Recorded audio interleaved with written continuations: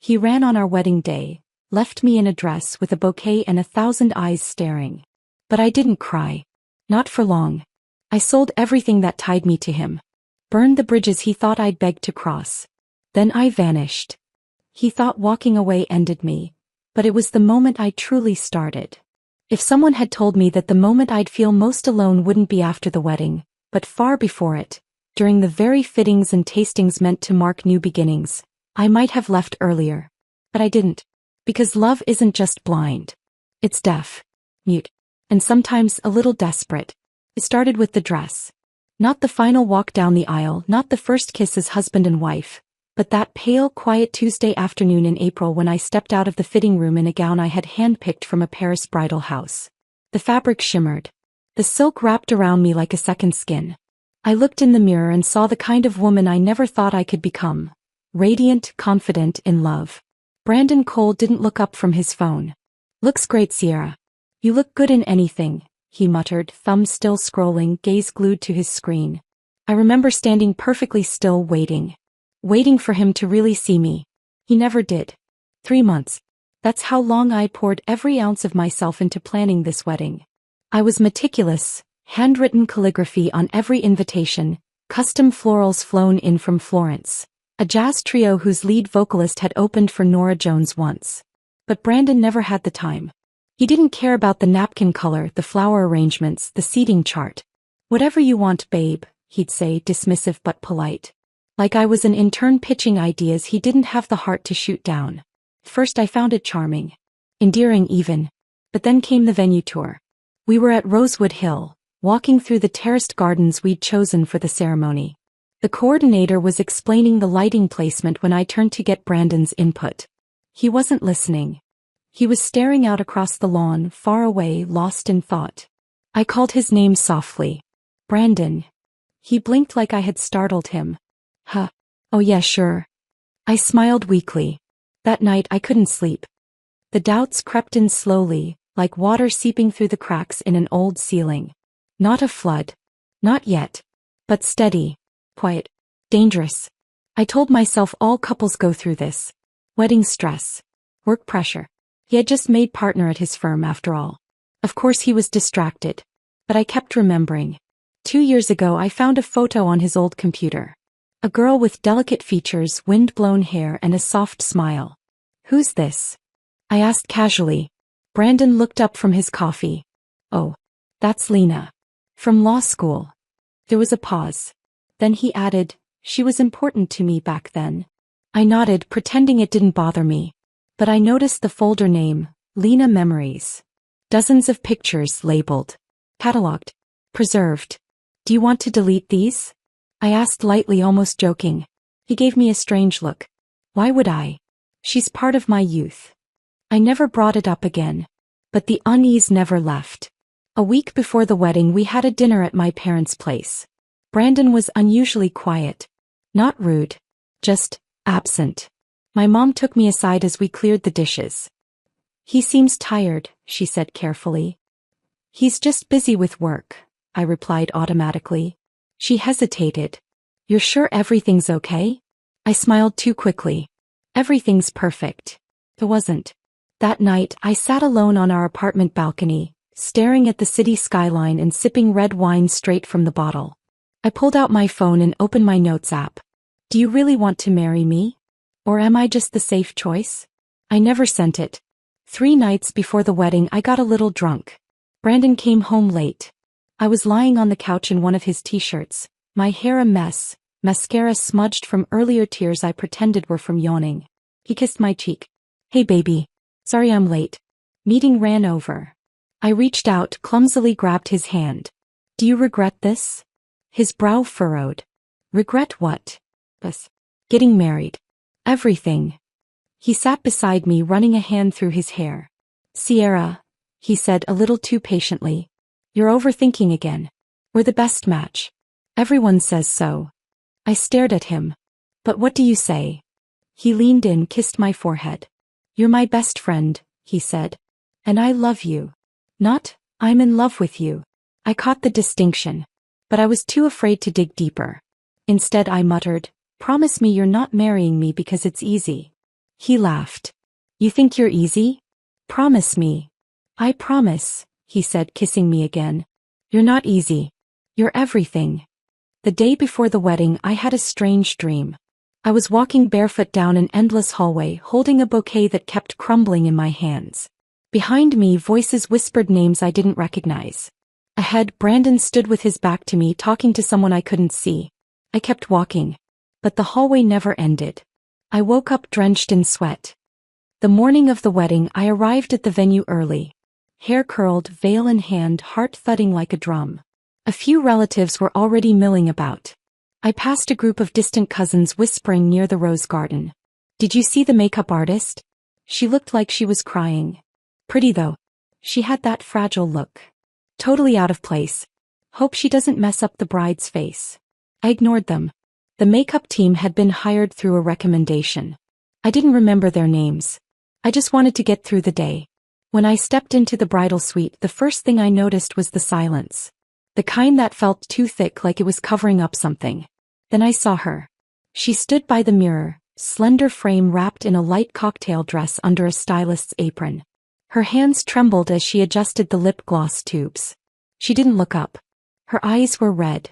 But I said nothing. I took my seat in front of the mirror, folded my hands in my lap, and told myself over and over, this is your day. This is your story. You are marrying the man you love. And yet, behind all the affirmations, one silent thought whispered like a shadow. Why does it already feel like something's wrong? The clock on the wall ticked louder than it should have. I sat perfectly still in front of the dressing mirror, the soft hum of air conditioning barely filling the room. The makeup artist, the one with trembling hands and red-rimmed eyes, stood behind me silent. She hadn't introduced herself, hadn't made small talk, hadn't smiled once. It was the biggest day of my life. But it felt like someone had dragged a ghost into the room. I tried to ignore her. I really did. My bridesmaids had stepped out to fix a wardrobe issue with one of the flower girls, and my mother was taking calls outside, barking logistics into her phone. So, for a brief, strange moment, it was just me and her. The woman with the sad eyes and nervous fingers. Could you, maybe soften the contour just a bit? I asked, forcing a polite tone. She froze. Sorry, she whispered. I'll fix it. Her voice was soft. Too soft. Like the breath of someone trying not to cry. She brought the brush back to my face, but her hand shook so hard the bristles scratched my cheek. I winced. She gasped. I'm so sorry. I turned, finally looking her in the eyes. She flinched. That was when I really noticed it. She was beautiful. Not in the polished magazine cover kind of way. She had delicate features, almost ethereal, like she didn't belong in real life. Her hair was tucked into a messy bun, but wisps had escaped around her face. Her lips were trembling. And then it hit me. I had seen this face before. Lena, a voice gasped behind me. I turned. Brandon had stormed into the room without knocking. He didn't look at me. He looked at her. And she looked right back at him. The air collapsed between us. Time stopped. I stood in full bridal regalia, veil, gown, bouquet half assembled on the counter, and watched as my fiancé stared at another woman like she was the only person in the world who mattered. Lena, he said again, softer this time. Tears welled up in her eyes. He stepped forward. And without a word, he reached out and pulled the mask off her face. I hadn't even realized she was wearing one of those light, disposable stylist masks until then. And then they both burst into tears. I didn't move. I couldn't. The girl who had barely been able to apply my foundation was now sobbing in my fiancé's arms. Her shaking shoulders convulsed as Brandon wrapped her in a hug so tender it physically hurt to witness. He held her like something precious. Not like a memory. Not like a friend. Like something he'd lost. And just found. I just wanted to see her, Lena whispered, voice cracking. I didn't mean to cause any harm. I only wanted to see if she looked happy. The words landed like bullets. I suddenly remembered that folder on Brandon's old hard drive. The one labeled Lena Memories. I remembered asking him gently years ago, why do you still keep all those? His answer? She's part of my youth. Today apparently she was part of my wedding. Lena turned to me, tears running down her cheeks. I'm sorry, sweetheart, she said. I didn't mean to ruin this. I just wanted to say goodbye. That's all. Then she took off her apron, placed the lipstick tube gently on the counter and stumbled out of the room, heels clicking as she ran. Brandon hesitated. For 1 second he looked at me. Eyes bloodshot. Guilt carved into his face like lines in marble. I'm sorry, he whispered. I've always thought, but I think I love Lena. My throat burned. I opened my mouth to speak but nothing came out. Brandon stepped back, his face a portrait of panic and confusion. And then he ran. Literally. He turned and dashed after Lena, down the hallway and out of sight. I was alone. Left in a wedding dress that suddenly felt like a costume, a joke. The silence was deafening. 10 minutes passed. Then 20. Outside the guests were murmuring. I could hear movement in the hallway. A bridesmaid peeked in with wide eyes, then quickly closed the door. I still hadn't moved. My bouquet sat limp on the table. The makeup brushes were scattered like fallen soldiers. The veil had slipped halfway off my hair. I stared at myself in the mirror. This was supposed to be the happiest day of my life. And he had run. My phone buzzed again. 23 unread messages. 8 missed calls from my mother. 1 from Brandon's mother. The rest were from unknown numbers, probably guests wondering why the ceremony hadn't started. I stood up slowly. Every movement felt like I was made of glass. I reached behind me to start unzipping the gown. Just then the door swung open.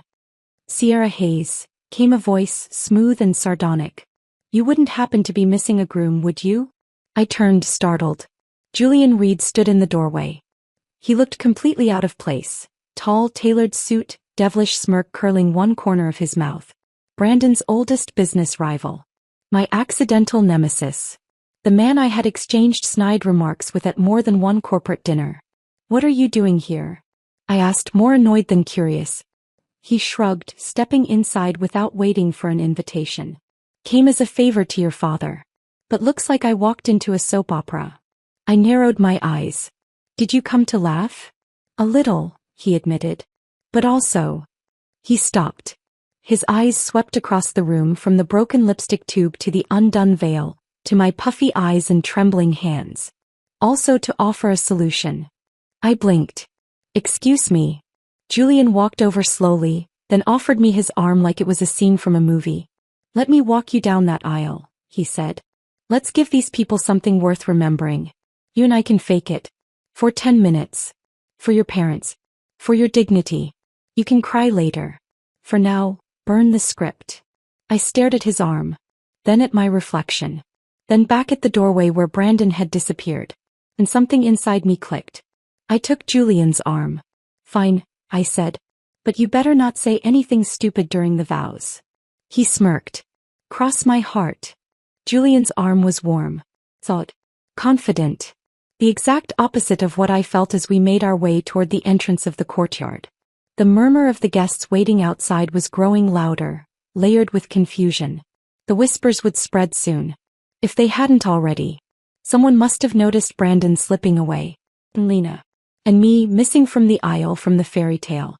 Every step I took in those heels felt like a betrayal. Not to Brandon. To myself. To the version of me who believed this day would be sacred. Who spent 3 months agonizing over silk versus tulle, peony versus gardenia, champagne flute shape versus vintage coupe. But now here I was arm in arm with Julian Reed, my ex-fiance's rival, about to fake a ceremony just to survive the humiliation. If irony were a person, it would have been holding my train. Last chance to back out, Julian murmured under his breath as we approached the arched wooden doors. I don't back out, I whispered. He looked at me, those dark eyes steady. That's what I thought. The doors opened. The moment we stepped into view, the courtyard went silent. Then gasps. Dozens of elegantly dressed guests turned, fanning themselves or whispering behind perfectly manicured hands. Some glanced behind us, expecting Brandon to appear. Some squinted in confusion, probably trying to place Julian. And then the buzz began, tiny little gossip daggers flying from table to table. My heart thudded against my ribs like it was trying to escape. Julian squeezed my arm lightly. Focus on me, he muttered. Head high. So I did. We walked the entire length of the aisle. My heels clicked across the stone path. My gown flowed like a train of secrets. I didn't look at anyone. Not my parents. Not the guests. Just the altar ahead and Julian at my side. When we reached the front, Julian turned to me with an expression that almost looked real. Soft, sincere, like he meant every word he was about to fake. The officiant stammered. Are we proceeding with? Julian nodded sharply. Continue. There was a beat of stunned silence. Then the music played again. And the officiant cleared his throat. We are gathered here today. I didn't hear most of it. My mind was spinning, still processing the last hour, the last few months, the last few years of my life. The officiant's words blurred together. Honor, cherish, sickness, health, like static behind glass. Then came the moment. Do you, Julian Reed, take Sierra Hayes? I do, Julian interrupted, loud and clear. Everyone froze. Even I blinked. He turned to me, gaze intense. And I mean it. My lips parted, but no sound came out. I felt exposed. This was all fake, right? A rescue mission. A social band-aid. But the way he looked at me, it didn't feel fake. Sierra, he said low so only I could hear, you won't regret choosing me. After the ceremony, I barely remembered what happened. People clapped. Kind of. Some even smiled politely, like they weren't sure what they had just witnessed but felt obligated to react. Julian's mother, a sharp woman in a navy suit, gave me a nod that could have meant 1,000 things. My own mother looked like she had aged 10 years in an hour. My father rubbed his temples, muttering something to one of his friends. But Julian never let go of my hand. He played the role to perfection, smiling for photos, leading me through cake cutting, toasting with guests like we had planned all of it together. We didn't kiss. That would have been too far. But when no one was looking, he leaned in and whispered, "You're holding up better than I expected." I swallowed hard. I don't think I've even started processing yet. Then let's get you out of here before you do. My mom caught up to us as we were slipping toward the side exit. Tears welled in her eyes as she looked at me, her lips trembling. I'm sorry, Mom, I whispered. I know I embarrassed you. She shook her head fiercely. No, he didn't. He did. Her gaze moved to Julian. She started to say something, maybe to thank him, but he held up a hand. You don't have to thank me, ma'am, he said. Honestly, I had selfish reasons. Her brow furrowed. I like Sierra, Julian said simply. She just never saw me before. That's why I had to do something this drastic. I froze. So did my mother. He wasn't joking. He was deadly serious. My mom's lips parted. For once, she didn't have anything to say. Julian helped my parents into a car, giving the driver quiet instructions. Then he turned back to me. Come on, he said. I'm taking you somewhere. Home. He shook his head. No. Somewhere better. We sped through the city on his motorcycle. His idea of better transportation apparently. I had never been on one before. But the wind in my hair, the rush of speed, the sensation of escaping everything behind me, it was exactly what I needed. For the first time in hours I felt something close to peace. He didn't take me home. He took me to his villa in the hills. By the time we arrived, the sky was dipped in indigo and gold. The driveway was lined with lanterns. Soft music played through the open windows. Julian handed me his helmet and gestured toward the entrance. Don't argue, he said. I already had everything prepared. Figured you might need a soft landing. You had all this ready, before? He looked away. Let's just say I had a bad feeling. A bath was already drawn. Candles lined the edges. The air smelled like lavender and orange blossom. Take your time, he said, turning toward the hallway. There's food coming. Close to. And if you want to scream into a pillow, I have several. I stepped into the bath. The water enveloped me, warm and calm, like something soft wrapping around a bruise. I stayed in there until the water cooled. When I stepped out, a fluffy robe waited. So did Julian. He had changed into a dark shirt, sleeves rolled up, hands in his pockets. You okay? He asked softly. I didn't answer. I walked past him straight out onto the balcony. And then, fireworks. The sky burst into color. Golden sparks. Blues. Reds. Violets. Then words. Floating through the air formed by lights. Sierra, will you consider me? I gasped. Behind me, Julian cleared his throat. Okay, now that it's out there, I might as well say it. I turned. I'm sorry, he said. I should have given you more time. But I've been planning this for a while now. Honestly, I even thought about knocking you out and dragging you here." I stared. He blushed. Julian Reed blushed. It was the most surreal moment of the night, and that was saying something. "You're insane," I muttered. He nodded. "And you're worth it." The last firework hadn't even finished fading when I turned away from the sky. My heart was still thudding, adrenaline mixing uneasily with confusion. A part of me wanted to laugh. A part of me wanted to cry. And yet, standing here wrapped in Julian's oversized robe, on the balcony of a man I used to consider my enemy, I felt more seen than I had during the entirety of my engagement to Brandon. "What are you doing, Julian?" I asked, not accusingly. "Just tired." He stepped closer. "Asking you to stop pretending." "Pretending what?" "That you were ever truly happy with him." I looked away, my throat tightening. Julian's voice softened. "You don't have to say yes, Sierra. I didn't bring you here to trap you. I brought you here because," he exhaled, "because I wanted you to have at least one memory of today that wasn't covered in ash." That stopped me.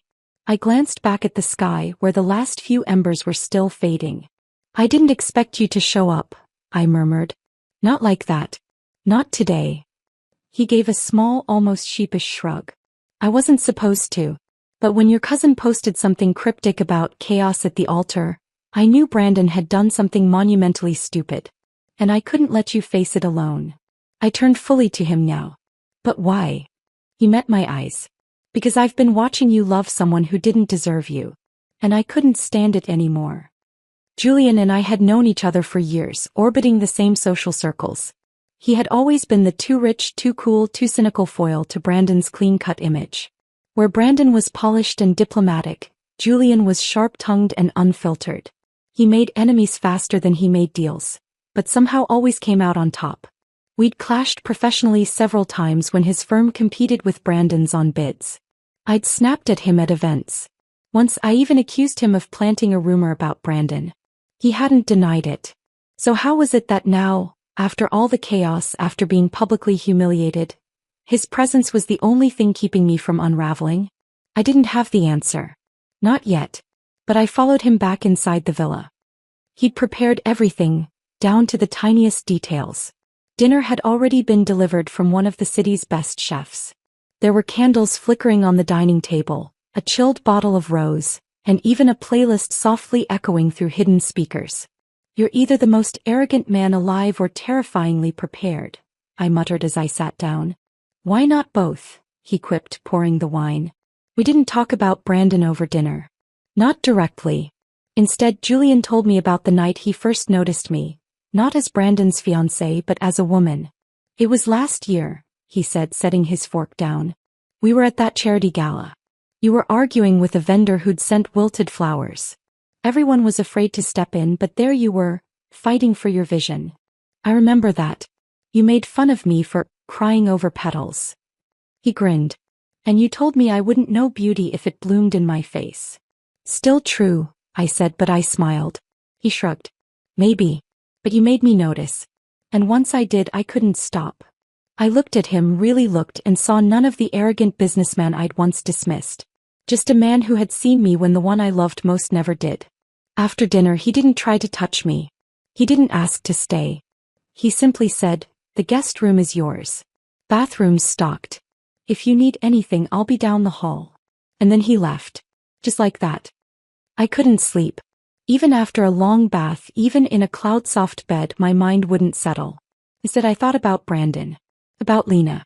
About the moment he looked at me and called me his little sister. And about how it didn't shatter me. Not really. Because somewhere deep down I had already known. The distance. The dullness. The constant half-hearted reassurances. I had spent years trying to hold together a relationship that had been built on convenience. Comfort. Familiarity. Not passion. Not partnership. Brandon and I had been best friends once. But love. The kind that made your pulse quicken, your mind spin, your soul ache? I'd never felt that with him. Which begged the question, what had I really lost? The next morning I woke up to the smell of coffee. And something buttery? I slipped out of bed, padded barefoot into the kitchen, and stopped cold. Julian was standing at the stove. Wearing joggers and a black t-shirt. Whisking eggs. There was a plate of croissants on the counter. Orange juice in crystal glasses. A vase of fresh lilies. He turned, startled. Hey, you're up. You cook. He gave me a look. What, you thought I survive on billion-dollar mergers alone? Actually, yes. He smirked. Sit. You need fuel before you start your next chapter. I sank into a stool at the counter. Next chapter.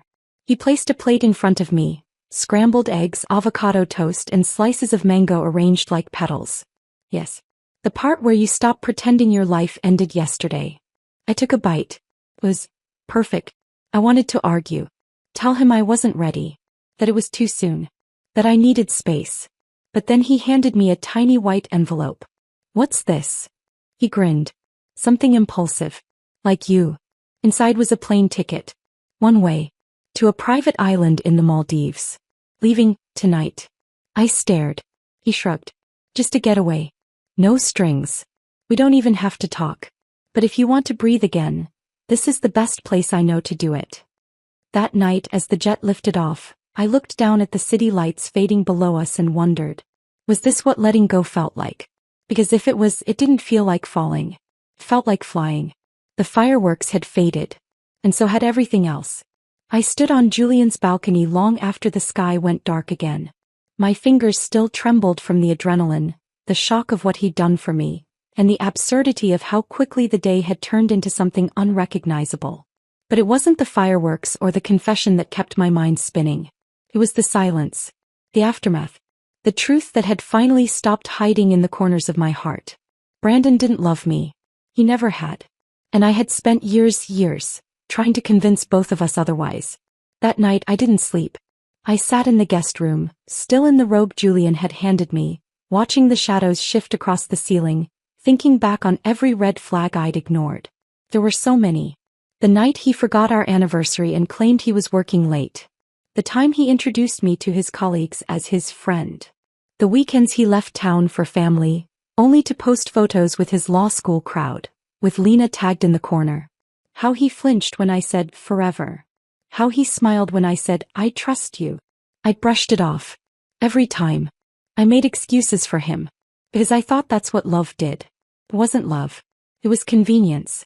I was the stable girl. The good girl. The one who cleaned up after his hangovers and scheduled his dentist appointments and handled RSVPs when he didn't care enough to respond to his own family. I had been his human safety net. While his heart had always belonged to someone else. I left Julian's villa at sunrise. I scribbled a thank you note, packed my things and called a car. He hadn't stirred from his room. I figured that was best. I needed space to think, to breathe, to grieve. I didn't tell anyone where I was going. Not even my parents. I just disappeared. I checked into a small boutique hotel on the far edge of the city. Ocean view but quiet. No headlines. No gossip. No one whispering, isn't she the girl whose fiancé ran away at the altar? I turned my phone off. And I slept. For almost 18 hours. When I woke up, the first thing I did was open my laptop. Brandon and I owned several shared assets. The condo we lived in, 2 joint savings accounts, and, most painfully, my 18% share in Cole and Donovan, the law firm I had helped support with my own business connections. The shares had been gifted to me by Brandon's father as part of our long-term merger, as he jokingly called our engagement. At the time I felt honored. Now I felt disgusted. I didn't want any piece of Brandon. Not the firm. Not the apartment. Not the man. I contacted a broker the same day and told him I wanted to sell my shares. Are you sure? He asked cautiously. That's a lucrative investment. I'm sure. He put out feelers. Within 48 hours I had 4 offers, 2 of them from major competitors, one anonymous and one unexpectedly familiar. Marcus Vance, former co-founder of Cole and Donovan. The one Brandon had ousted years ago during an ugly power struggle. The irony made me laugh. I accepted Marcus's offer. It was the highest by far. We met in a neutral location, some corporate high-rise conference room overlooking the marina. The moment he walked in, he smirked. Well, never thought I'd see you here. Kept my face calm. Let's just get this over with. You sure you're not doing this out of spite? He asked casually as he signed. I'm doing it because I'm done, I replied. He leaned back in his chair, examining me with faint amusement. Brandon's not going to have a good time. Not my problem. He grinned. Women really are the most dangerous when you push them too far. I didn't reply. We signed. The funds transferred. Just like that, I was out. No more shares. No more ties. Brandon had lost the only person who ever fought to keep him afloat. And I had gained something far more valuable. Freedom. With the money from the sale, I booked a one-way ticket out of the country. Nowhere glamorous. Just a quiet coastal town in southern Italy where no one knew my name and no one cared about broken engagements or social media rumors. I stayed in a small rental house with blue shutters and a lemon tree out front. I woke up to birdsong. I went to sleep to waves. No one asked questions. No one looked at me like I was fragile. I could breathe. I started posting on my account again. Nothing dramatic, just soft photos. Pasta I made by hand, the sun filtering through olive trees, wildflowers I picked while wandering the hills. I didn't mention Brandon. Or the wedding. Or the betrayal. But people could tell.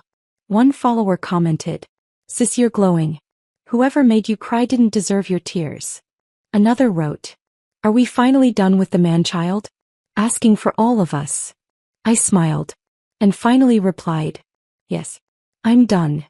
I went back through my old posts, hundreds of them, each one a memory of my life with Brandon.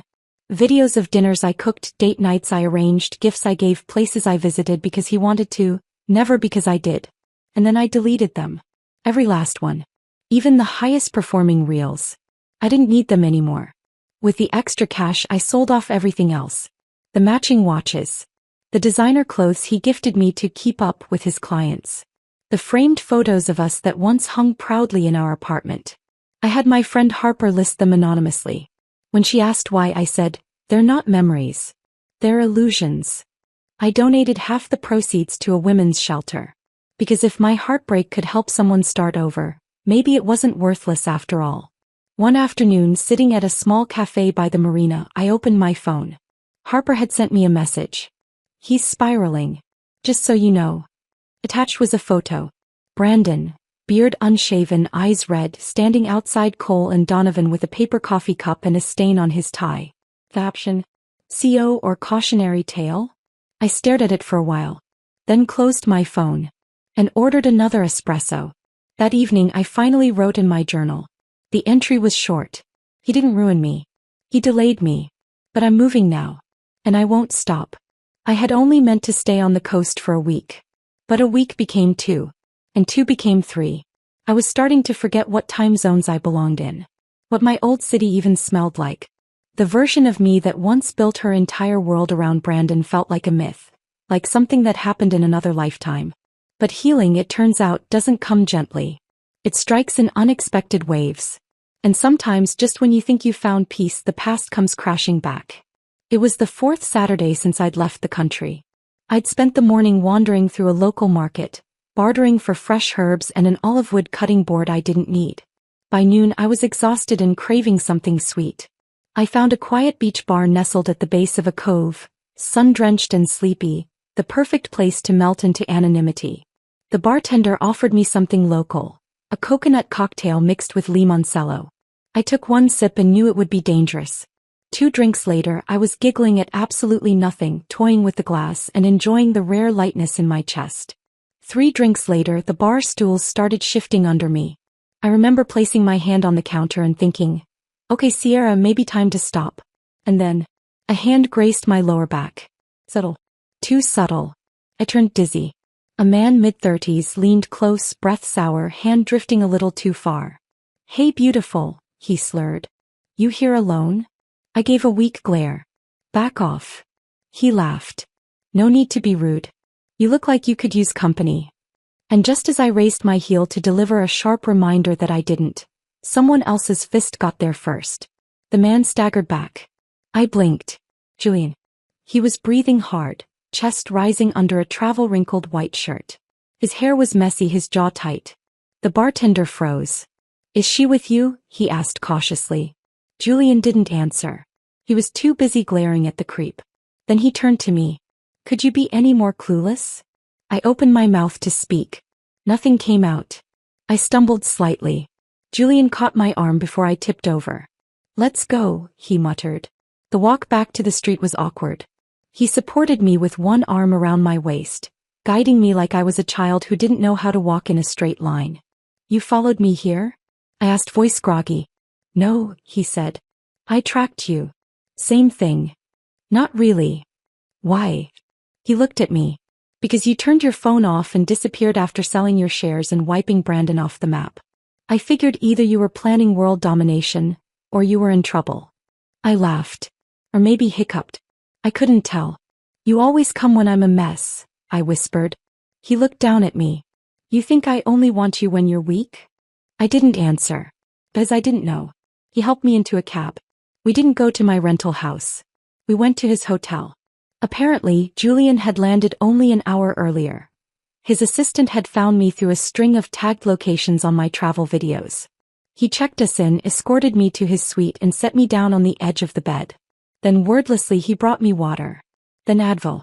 Then he sat across from me, watching like he didn't trust me not to collapse face first. Are you done trying to outrun everything? He finally asked. I stared at the glass in my hand. I wasn't running. Then what were you doing? Rebuilding. He nodded once. Then let me help. I was sobering up fast. But the cocktail of heat, exhaustion and confusion still swirled inside me. I looked at him, this man who had stepped in when my world fell apart. Who had walked me down the aisle of a wedding that never was. Who had offered silence when I needed it and protection when I didn't know I did. And now here he was. You don't even like messes, I murmured. Julian's jaw tensed. No. I like order. Logic. Control. He leaned forward, elbows on knees. But for some reason, I can't seem to walk away from you. I don't remember who moved first. But suddenly we were close. Too close. The space between us thinned. His hand touched my cheek light as a breath. I didn't stop him. And he didn't ask. He kissed me, slowly, deeply like he meant it. And I kissed him back. As I did too. He carried me to the bed. Laid me down with more gentleness than I'd ever known. No rush. No performance. Just a quiet electric connection that made me forget every other man I had ever loved. In the morning I woke to the scent of coffee and the sun warming my toes. Julian was sitting at the small dining table, laptop open, glasses perched on his nose. I sat up slowly, my body aching in the best way. He didn't look up. There's food. An espresso. You need both. I pulled the sheet tighter around me. So, this is how we do things now? He finally met my eyes. No. This is how we do things. Together. If you'll let me. Later that day we walked along the shoreline, our fingers barely touching, hearts beating unevenly. I don't know if I'm ready, I said quietly. You know, for anything real. Julian nodded. I'm not asking for forever today. He stopped, turning to me. I'm asking for right now. For a chance. For you. That night we swam under moonlight. Just the two of us. No phones. No pasts. Only the present. Only the moment. And for the first time in my life I realized. Love didn't have to be painful. Sometimes it could be peaceful. It began with fish. Tiny, glittering ones that darted around our feet as Julian and I waded waist-deep into the turquoise shallows off the coast of Sora Island. We'd arrived by boat early that morning. A spontaneous detour Julian claimed was non-negotiable. I didn't argue. After everything, spontaneity felt like the closest thing I had to therapy. The ocean was quiet, the sky a soft overcast blue, and there was no one around except the occasional distant kayaker and the chirp of tropical birds. I leaned back into the water and let myself float. And for once, I felt weightless. Julian swam beside me silently. He didn't speak, didn't reach for me, didn't try to fill the silence with unnecessary words. He just floated there a few feet away. Present. Unintrusive. And it made my chest ache. Because I was so used to men who only paid attention when they were trying to fix, manipulate, or win. But Julian didn't want to win me. He just wanted me to see him. We dove. Strapped in wetsuits and guided by a local instructor, we descended into the underwater gardens off the southern reef. Colors bloomed around us. Corals in gold, lavender, neon green. Schools of fish shimmered like liquid metal, darting between rocks. I felt like I had stepped into another world. But nothing prepared me for what happened next. As we swam around a coral arch, something above the water shifted. The light changed. Our instructor pointed upward. I looked and saw fireworks. Underwater fireworks. Tiny bursts of light reflected and magnified in the surface above. It was surreal. Magical. Then slowly letters formed among the sparkles. They weren't sky-written. They were projected by a customized drone display high above the bay. Sierra, will you marry me? I froze. The words hovered for just a few seconds. Long enough to take my breath away. I turned underwater and saw Julian, still in his goggles and wetsuit, staring at me with those impossibly steady eyes. He didn't gesture. Didn't pressure. He just waited. Back on the boat, soaked and speechless, I finally found my voice. You're insane, I whispered, wrapping a towel around my shoulders. Julian sat opposite me, still wet, still quiet. I didn't say yes, I added. He nodded. I know. You didn't even give me time to scream at you for pulling a stunt like that. I figured the ocean would calm you down. You were wrong. He grinned. That's fair. I stared at him. At the man who had seen me at my lowest and never once looked away. You're serious, I said finally. His smile faded. Dead serious. More than I've ever been. I leaned back, pulling the towel tighter. My last wedding was a nightmare. My parents are still recovering. I haven't even processed it. I don't want a wedding, he said softly. I want a life. With you. You don't even care if I say no, do you? I'll wait, he replied. For as long as it takes. That night I lay in bed and stared at the ceiling fan. I wasn't afraid of Julian. I was afraid of myself. Afraid that the version of me that loved too blindly, gave too freely, still existed. But she didn't. She'd been burned out of me. What remained was someone new. Someone smarter. Someone who wanted to be chosen not out of guilt or comfort, but passion. Intention. Purpose. And Julian had done nothing but show that. Over and over again. The next morning I found him at the breakfast table, typing furiously into his phone. He looked up. You're awake. I sat across from him, poured myself coffee, and said, You know what your problem is? His brow rose. Do tell. You're too dramatic. Fireworks. Drone displays. That's not love. That's theater. He grinned. Theater with a purpose. I sipped my coffee, then reached into my bag and tossed something onto the table. It was a ring box. Inside, nestled against black velvet, was a simple silver band. Is this your way of saying yes? He asked, voice low. I nodded. Are you sure? I looked him straight in the eye. As long as you promise, no more drones. We didn't announce it. Not right away. No social media blast. No diamond photo. No champagne tower. We stayed on the island for another 2 weeks. Just us. Snorkeling, cooking, sleeping in late, getting sunburned, slow dancing on the deck of our rental house. He took calls for his company once or twice, but I never heard him rush. Never saw him distracted. Never once did he make me feel like I had to wait for his attention. When he looked at me, it was always fully. Like I was the only person in the world. We returned home quietly. No fanfare. Just a ride from the airport, a bag full of sand-stained clothes, and 2 people who knew exactly what they wanted now. The first person I called was my mom. I expected tears. Worry. But instead she simply said, Is he good to you? I nodded, even though she couldn't see it. Better than I deserve.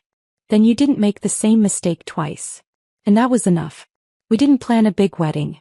We didn't plan anything, actually. One evening, sitting in his kitchen, Julian looked up from his laptop and said, Let's go sign the papers. I blinked. Now. Why not? I shrugged. Fine. But I'm wearing pajamas. He smiled. You'd still be the most beautiful bride I've ever seen. At the marriage office, I signed my name and didn't feel nervous. Not like before. Not like when I'd been holding a pen with Brandon beside me, and my hand had trembled so badly I could barely finish my signature. This time I wrote in clean, confident strokes. When the official stamped the form and said, Congratulations, Julian reached for my hand and held it like he'd never let go. I mean it now, he said. And I believed him. We spent that night wrapped in each other on the couch watching a terrible action movie. There were no bouquets. No cake. No speeches.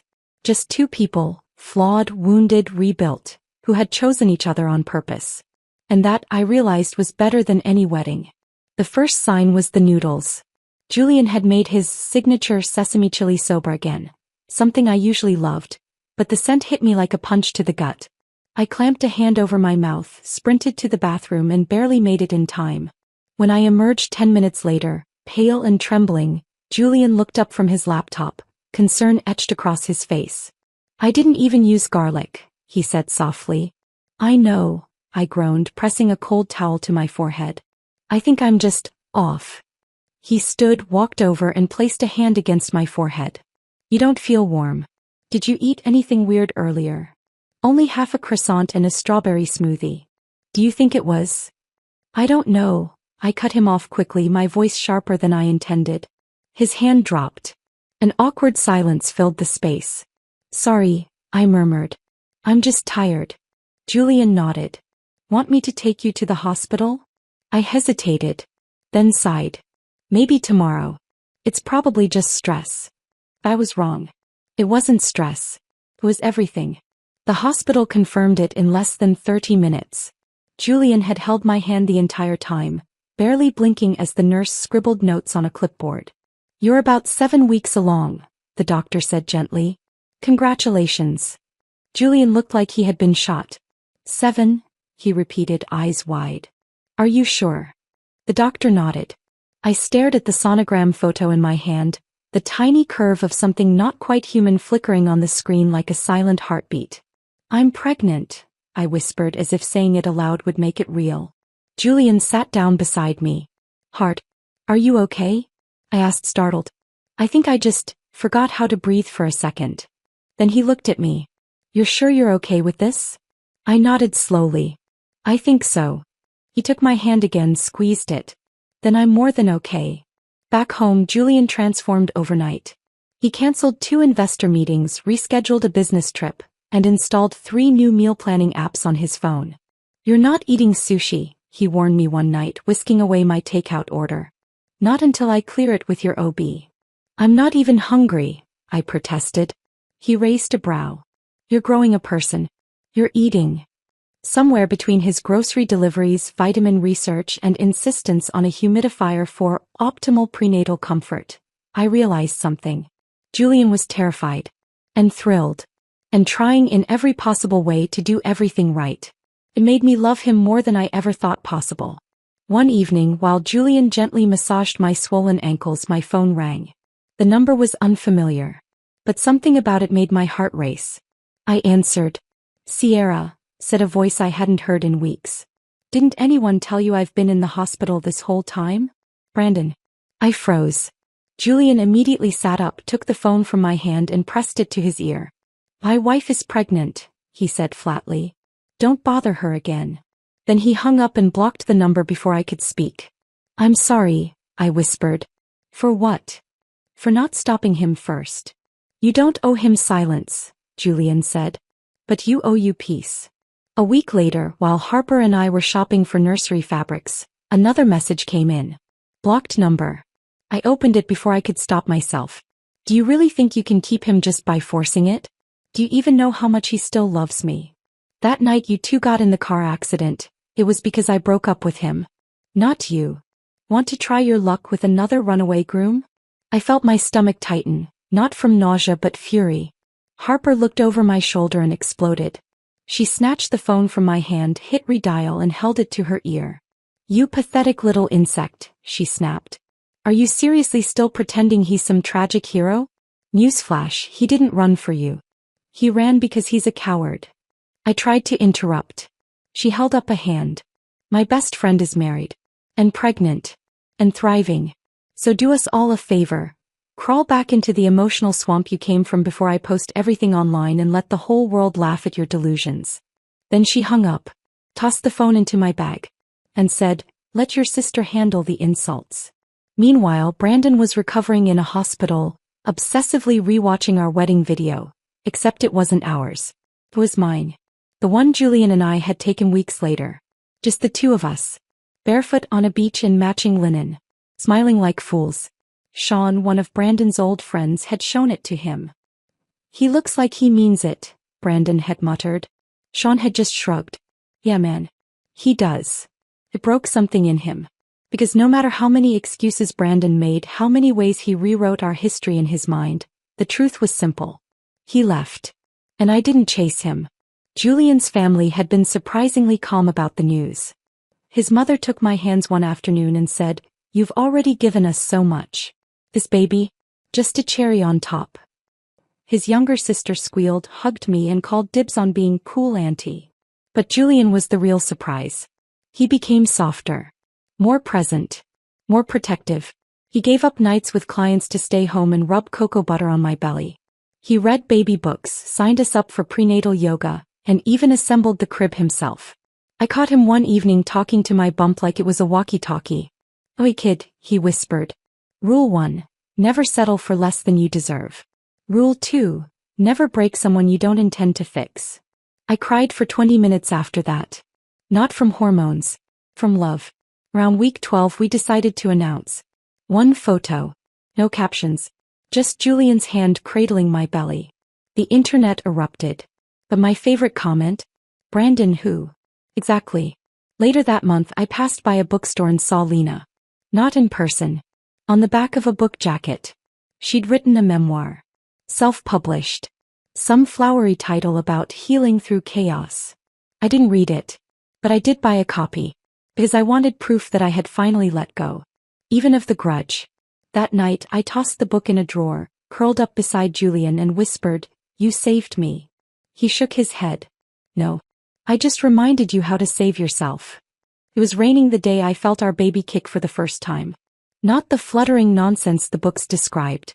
No, this was real. A solid, unmistakable jab against my rib, like our daughter was tapping from inside to say, "I'm here. I'm strong. I'm yours." Julian had been on a conference call when it happened. I waddled, into his office, breathless with excitement, interrupting whatever boardroom jargon he was spitting into his Bluetooth headset. He muted instantly. "I think she just punched me," I said. He blinked. "She?" I grinned. "Girl.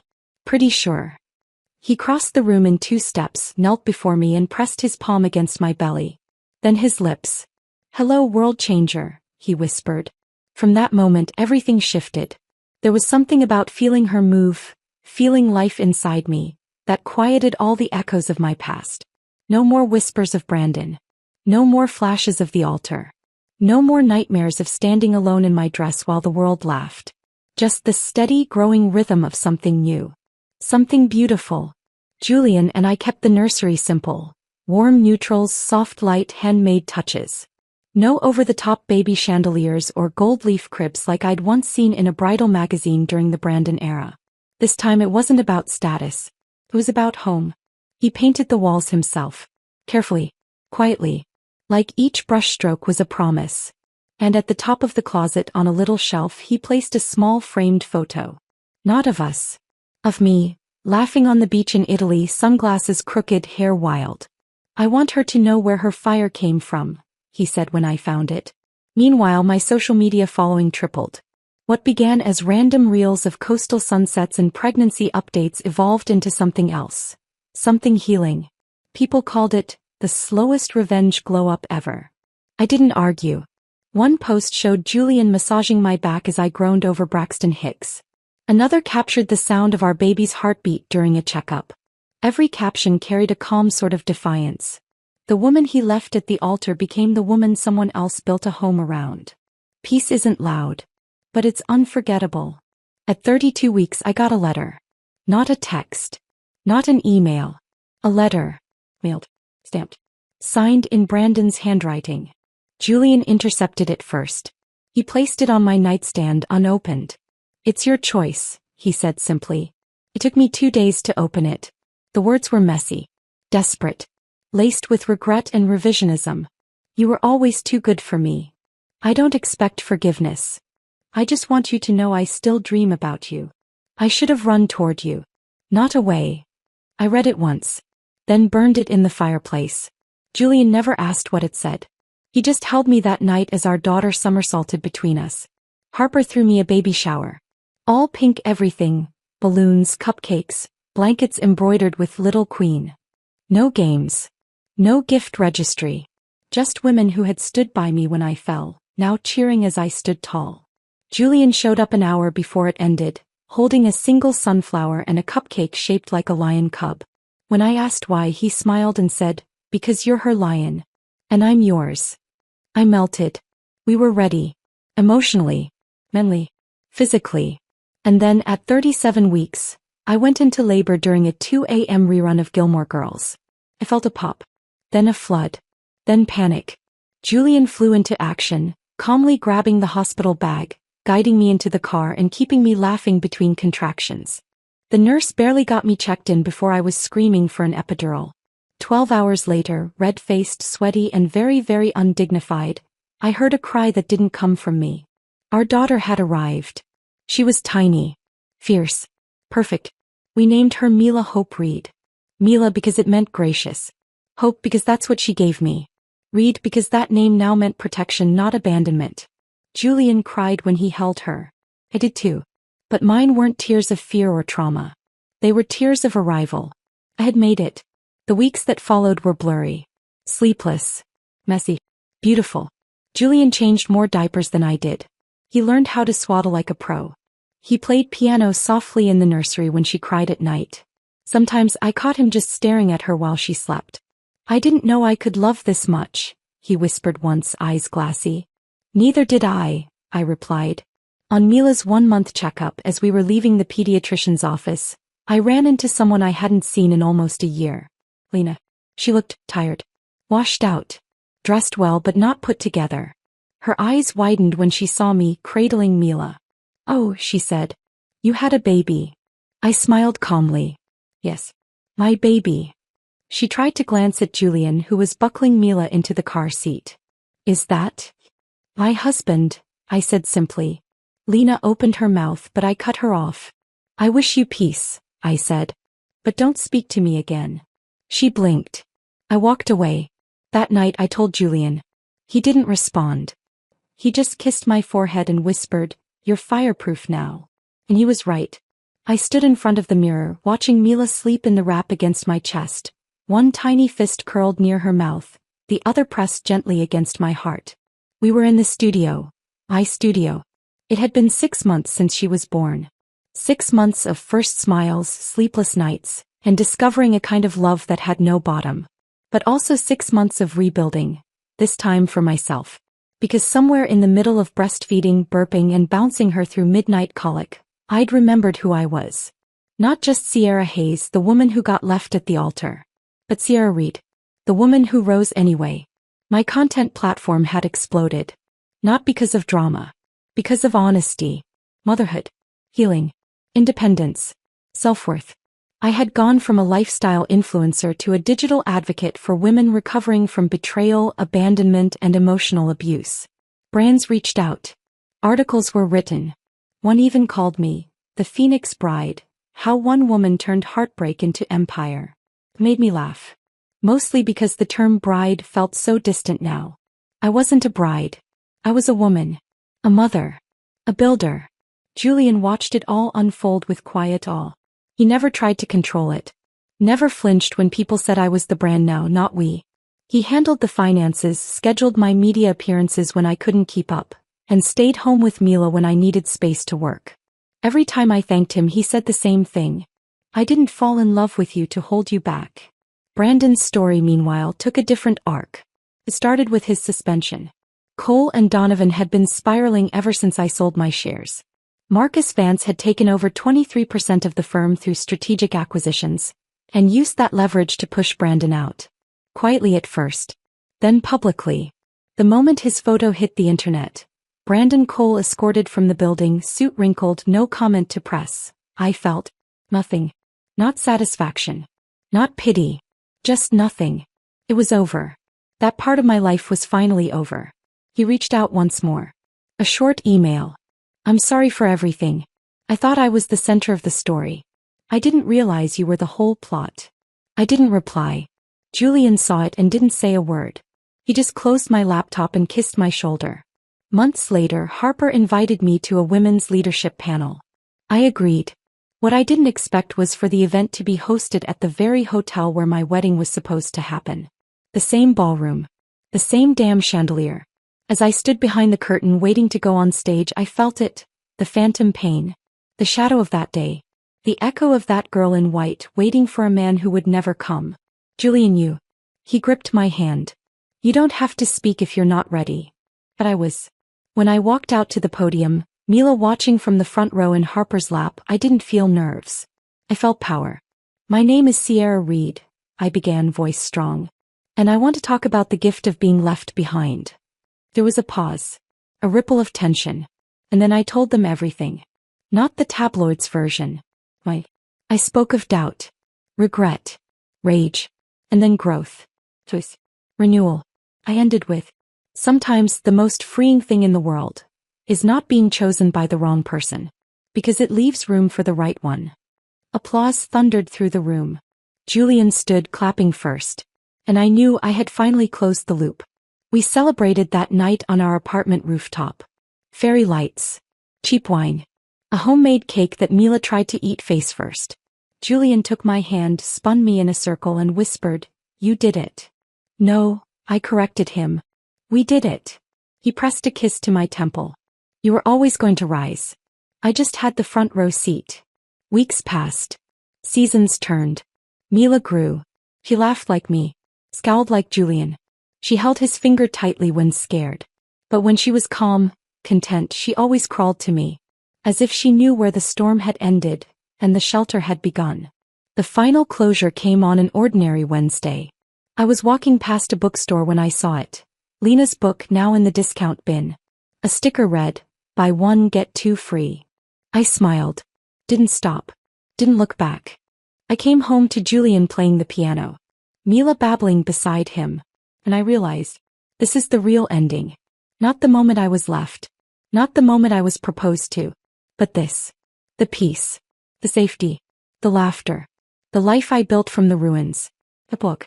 A year later, on the same date my first wedding should have taken place, Julian and I stood barefoot on the beach again. No guests. Just us. And Mila, clapping in her tiny sundress. We renewed our vows. Not because we needed to, but because we wanted to. No white dress. No music. Just vows. Simple. True. And this time, no one ran. The end.